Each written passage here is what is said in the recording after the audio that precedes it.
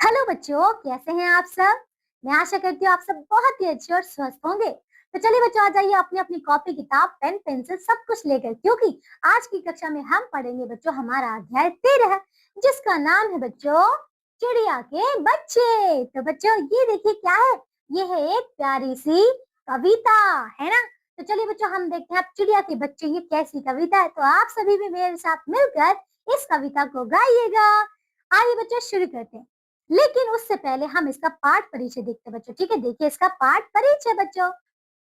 माँ हमें ना सिर्फ जन्म देती है, बल्कि हमारा पालन पोषण कर हमें शिक्षा एवं संस्कार भी देती है। वह हमारा मार्गदर्शन भी कराती है।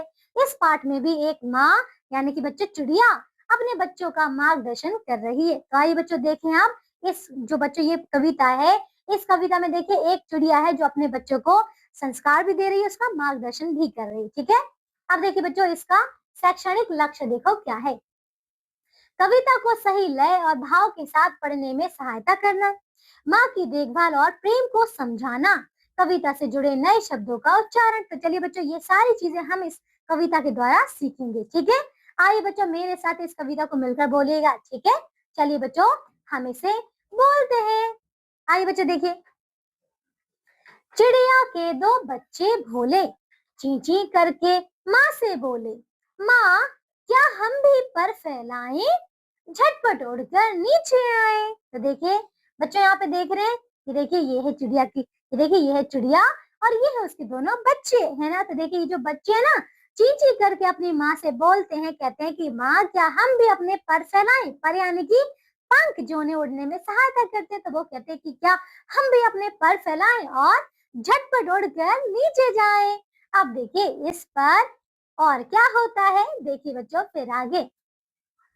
चिड़िया बोली, भोले बच्चे अभी तुम्हारे पर है कच्चे, तुम इनको मजबूत बना लो, फिर उड़ दुनिया देखो भालो। तो देखिए अब जो चिड़िया है ना, बच्चों की माँ, वो कहती है कि भोले बच्चों अभी तुम्हारे पर जो है ना वो कच्चे हैं। ठीक है, पंख अभी कच्चे हैं, नाजुक है ना। और तुम पहले इनको मजबूत बना लो, मजबूत यानी कि इनको ताकतवर बना लो, उसके बाद तुम दुनिया को अच्छे से देखो, अच्छे से उड़ो, है ना, ऐसा उसने कहा।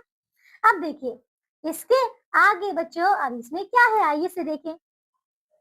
कुछ दिन ऐसे बीत गए जब पंछी उड़ना सीख गए, तब उड़ते लगते कैसे प्यारे, माँ के पीछे पंख पसारे। तो देखिए आप कहते हैं बच्चों की एक दिन देखिए, अब जब बच्चे बड़े हो गए तो वो क्या हो गए, देखिए उनके देखिए वो उड़ना भी सीख गए। पंछी यानी कि देखिए यहाँ पे ये जो है ना चिड़िया, उनको कहा है। ठीक है, तो बच्चों ये पंछी जो है अब उड़ना सीख गए, अब उड़ना सीख गए और उनके पंख भी अब मजबूत हो गए। और जब वो उड़ते हैं तो बड़े प्यारे लगते हैं अपनी माँ के, देखिए माँ के पीछे पंख पसारे, पसारे यानी कि ऐसे पंखों को फैला कर ऐसे उड़ते हैं।